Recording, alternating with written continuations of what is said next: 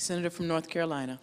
Thank you, Madam President. I want to thank my friend and colleague from Kansas for the speech that he just gave. I would like to associate myself with every single word.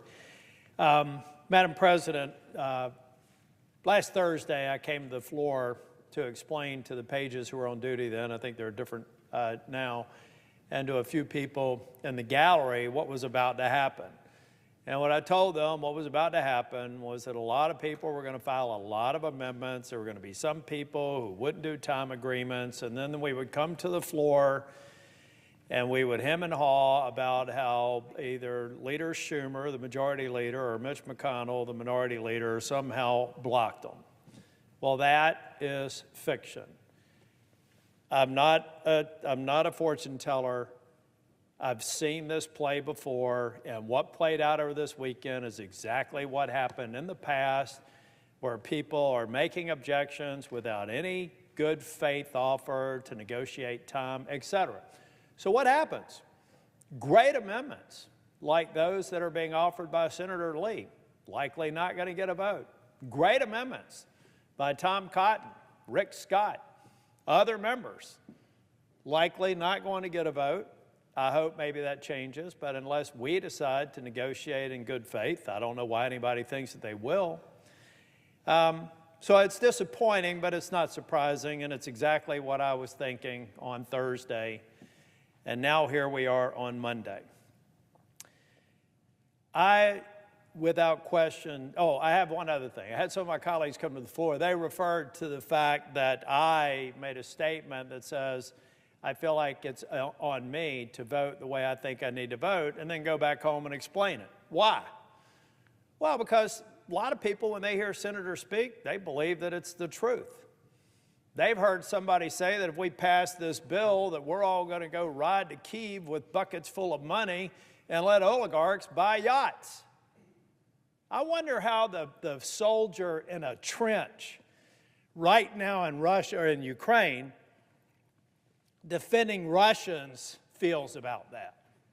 I wonder how the spouses of the estimated 25,000 soldiers in Ukraine who have died feel about that.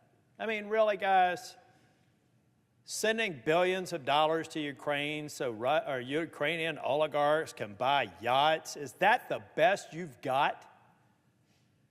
What we are talking about is funding for the next 10 months, and then we have other people say a forever war. A forever war. Well, the last time I checked, this appropriation runs out at the end of this calendar year.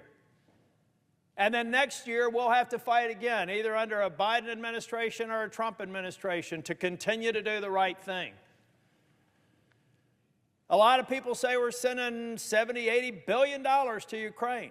Really? Well, last time I checked, about half of it's going to the military-industrial base here to replace the inventories that we've sent to them, to replace and to aid our modernization of our arsenal. We have billions of dollars in this bill to actually build up our defense industrial base that we now know, thank goodness, this is not against the NATO ally, because we would be desperate trying to actually support an all-out war now. But thank you, Vladimir Putin. If anything good came from this, we know how weak your military is. A 10-to-1 ratio of Ukrainians to Russian soldiers dead. And I feel bad for every one of those Russian families who lost somebody in this war that they didn't want to be a part of. 87% of their ready forces when Putin started this war. Putin is losing this war, folks. This is not a stalemate. This guy is on life support. He will not survive if the 50 nations who have come together in the Ramstein process to support Ukraine stick together. He will not survive if NATO becomes stronger. NATO's already got one and about to have a second ally that is only here because of Vladimir Putin. He's made NATO stronger. He's demonstrated that he is weak. He's demonstrated that he is losing. We all heard the classified reports that are now public that we thought that Russia was going to have air superiority within a couple of days and control all of the Ukraine that they wanted to control within a couple of weeks. Well, folks, that was 2 years ago. Ukraine is winning. And Ukraine is winning because the Western world, the NATO allies, and 2 dozen other countries have come together and made it very clear that Putin's desire to reestablish the Russian Empire is inconsistent with a democratic world order. Putin is losing. This is not a stalemate. A 10-to-1 kill differential between Ukrainians and Russians is indisputable. The platforms that he's leaving on the battlefield are indisputable. The fact that we need to modernize and build up our industrial base is indisputable. Thank you, Vladimir Putin, for bringing that to our attention. And guess what else? China is watching. I'm less concerned about Vladimir Putin than I am about China and our retreat from leading the Western world. Guess what? We're an exceptional nation, and we are the beacon of hope for democracy.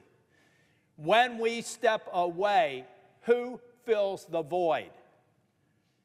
You'd be hard-pressed to find any nation that has the scale and the ability to do it but the United States, with all due respect to my friends in NATO.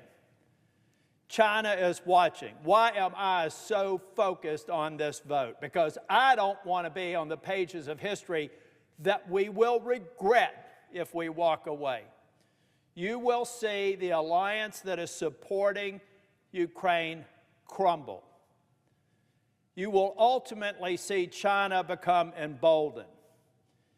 And I am not going to be on that page of history. I believe that we have to vote today and we have to respect some of the priorities, maybe the concerns of the House as they move this through.